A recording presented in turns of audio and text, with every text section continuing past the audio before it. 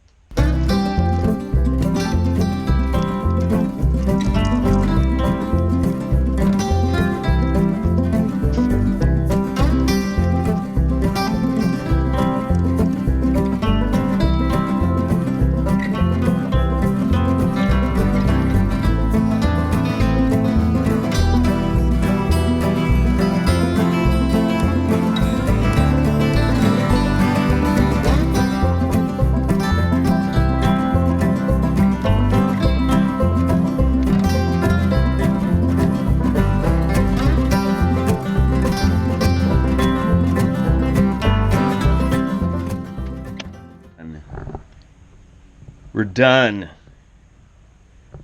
Took about 3 days. I think I spent an hour and a half each day, so maybe 3.5, 4 hours to finish. Pretty much wore a hole in both of my thumbs. We ended up with a lot of popcorn here. Let's go winnow it, jar it up, and see how much we ended up with.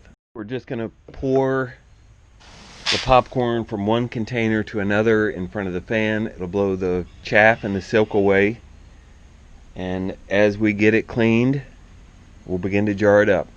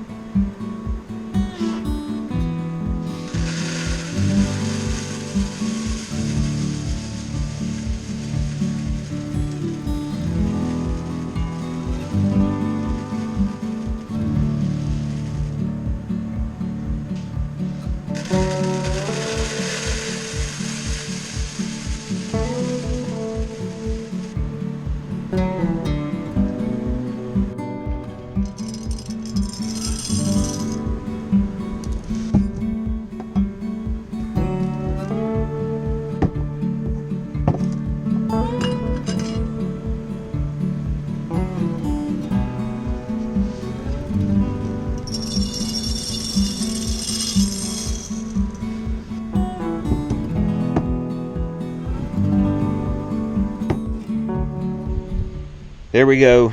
We ended up with 1, 2, 3, 4, 5, 6, 7, 8, 9, 10 quarts, about 10 and a half.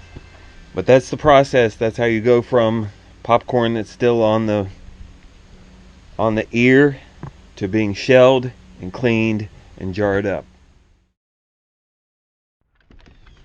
So I ran out of time cleaning up and had to leave for work. I did get them lidded, but one of the reasons I ran out of time is I had to wash all these lids. We are one of the people, and there's a lot of you out there, that got suckered into buying these counterfeit Chinese lids. And this is the first time we've actually opened them up and used them in any kind of application. And it's just immediately disappointing. If you can avoid this at all, avoid it. I don't trust them. They feel really thin compared to a regular ball lid. Of course, there's no way to tell if they're BPA free, if they're not contaminated by heavy metals. So I washed them the best I could. At least in this application, they don't necessarily have to seal. So right there was no pressure canning or anything that went on here. But when we begin to use these next year, I hope it's not a disappointment. Although the reports on the internet don't inspire much confidence. So we spent $90 on that bag of lids, and they're junk. So it's just a warning to you out there. If you're looking for lids, if you can at all in any way find them in the actual store where they're labeled ball, buy them there. If you're ordering on the internet, it seems like it's a crapshoot.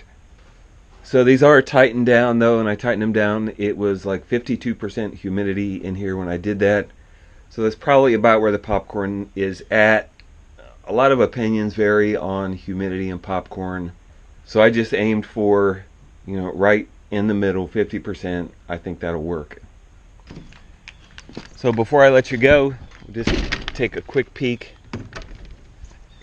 down the hillside.